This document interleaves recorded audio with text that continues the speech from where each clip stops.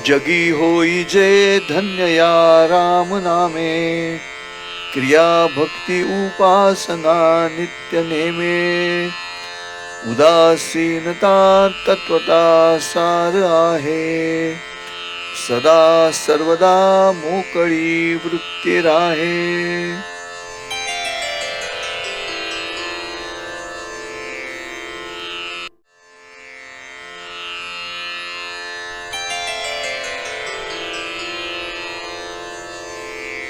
धन्य हो जगत नाम लो राम जी का, क्रिया भक्त हो नित्य उपासना का, उदासीन जो तत्वता सार भाए, सदा सर्वदा मुक्त मन को निभाए.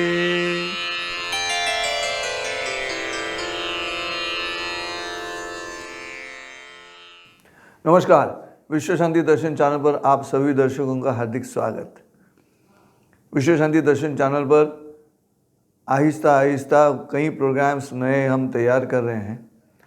अभी कुछ ही दिनों के बाद एक नई सीरीज़ शुरू करने की हमारी कोशिश है और वो सीरीज़ है जो मराठी भावगीत है उनमें क्या अध्यात्म छिपा हुआ है, इसके बारे में मैं आपके साथ बात करूंगा. लेकिन फ़िलहाल जो सीरीज़ मेरी चल रही है उसका नाम है मन के श्लोक.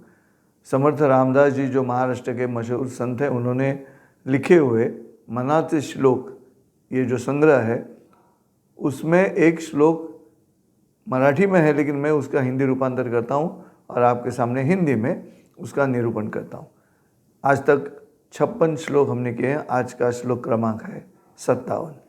श्लोक ऐसा है. श्लोक ये कह रहा है, धन्य हो जगत नाम लो राम जी का, धन्य हो जगत नाम लो राम जी का, क्रिया भक्त हो नित्य उपासना का, उदासीन जो तत्वता सार भाए, सदा सर्वदा मुक्त मन को निभाए. क्या कह रहे हैं समर्थ रामदास जी? पहले चरण में ये कह रहे हैं कि धन्य हो जगत नाम लो राम जी का. सर्वोत्तम दास कौन है, इसके बारे में हमने पिछले 10 एपिसोड आपके सामने प्रस्तुत किए. अब हर एक की मनीषा रहेगी सर्वोत्तम दास बनने की, लेकिन उसके लिए क्या होना चाहिए वो अब बता रहे हैं आपके सामने. समर्थ रामदास जी ये कह रहे हैं कि धन्य हो जगत नाम लो राम जी का. राम नाम काफ़ी है. र और म ये दो ही व्यंजन है जो अक्षरों के ऊपर आते हैं और इसलिए वो सर्वश्रेष्ठ है. और रम के माध्यम से जो निर्माण हुआ वो है राम. और इसलिए भारतीय संस्कृति में ये दो अक्षर बहुत अहम भूमिका निभा रहे हैं. और वो भूमिका ये है कि हम जब मिलते हैं एक दूसरे से तो राम राम कहते हैं. भारतीय संस्कृति में राम इन दो अक्षरों का महत्व बहुत है. और इतना महत्व है कि जैसे हमारा प्राणवायु है वैसे ये दो अक्षर हमारे लिए अत्यंत महत्व के हैं, अहम बात रखते हैं. अब ये जो नाम जप करना है, समर्थ रामदास जी कह रहे हैं कि नाम लो राम जी का. और ये नाम लेने से क्या होता है, दो बातें होती हैं. पहली बात तो यह है कि मन में जो और कई विचार हैं वो सभी विचार निकल जाते हैं जब आप राम का नाम श्रद्धापूर्वक लेते हो तब. और जैसे राम का नाम आप लेते हो धन्य हो जाते हो. देखिए ऐसे कथा भी है कि जब रावण पर हमला करने के लिए प्रभु राम जी निकले तब समुद्र किनारे एक दिन रात को देर प्रभु राम जी खूब बाहर निकले और समुद्र के किनारे गए. उन्होंने एक पत्थर उठाया और फेंक दिया पानी में, वो डूब गया. फिर दूसरा पत्थर उठाया, वापस फेंका पानी में, वो भी डूब गया. और हंस पड़े वो. और जैसे ही वापस निकले हनुमान जी पीछे खड़े थे. हनुमान जी ने कहा, प्रभु ये क्या कर रहे हो? तो राम जी ने कहा, मैं दिन भर सुनता आया हूँ कि मेरा नाम लिखे हुए पत्थर पानी में तैर रहे हैं. अब 2 पत्थर मैंने फेंक कर देखे वो डूब गए पानी में. ऐसे क्यों हुआ? तो तुम झूठ बोल रहे हो. तब हनुमान जी ने कहा, प्रभु राम नाम का महत्व ही यही है. उस पत्थर पे जो राम लिखा हुआ है उसकी वजह से वो पत्थर तैरते हैं पानी में. अभी आप खुद ही राम हो, जो आपके हाथ से छूटा वो तो डूबेगा ही. हनुमान जी का उत्तर सुनकर प्रभु राम जी मुस्कुराए और वापस चल दिए. कथा का मतलब ये है कि प्रत्यक्ष राम जब पत्थर लेके पानी में डाल रहे हैं समुद्र के तो वो डूब जाता है, लेकिन जब पत्थर पे राम नाम लिखा है तो वो तैरते हैं। और इसलिए समर्थ रामदास जी यहाँ पे कह रहे हैं कि धन्य हो जगत नाम लो राम जी का। केवल राम नाम लेने से धन्य हो जाएंगे आप सब लोग। फिर कर्म करना है, क्या है? क्रिया भक्त हो नित्य उपासना का।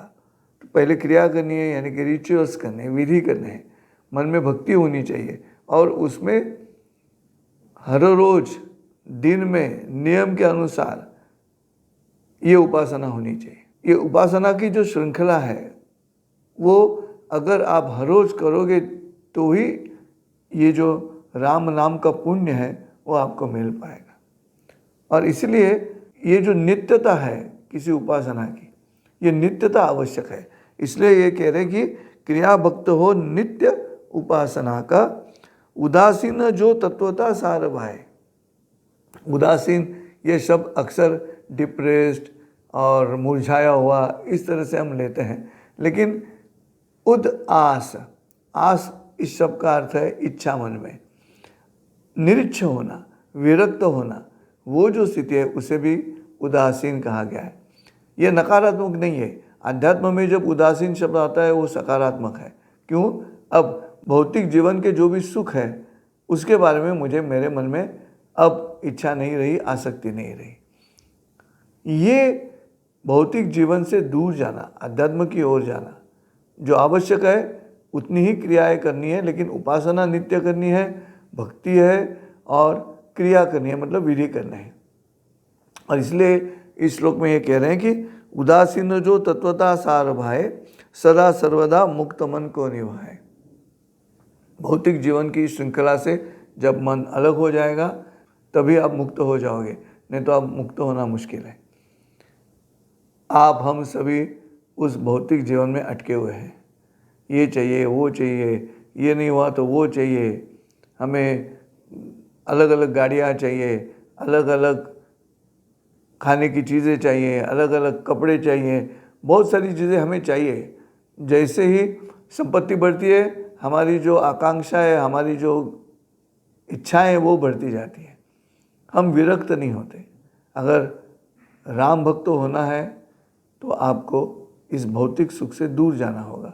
और इसलिए कहने की उदासीनता, उदासीनता मतलब उस चीज़ की इच्छा मन में नहीं है, आसक्ति मन में नहीं है, जो चीज़ मुझे भौतिक सुख में पकड़ रखती है, जकड़ रखती है।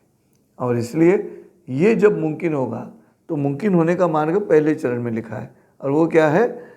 धन्य हो जगत नाम लो राम जी का।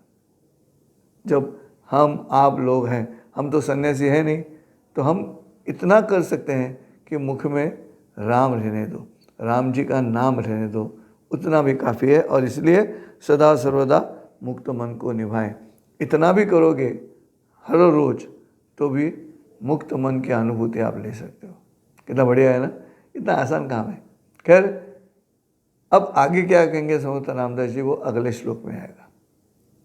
तब तक के लिए हम यहीं रुकते हैं, मिलते हैं अगले श्लोक में समर्थ रामदास जी का कहना क्या है सुनने के लिए।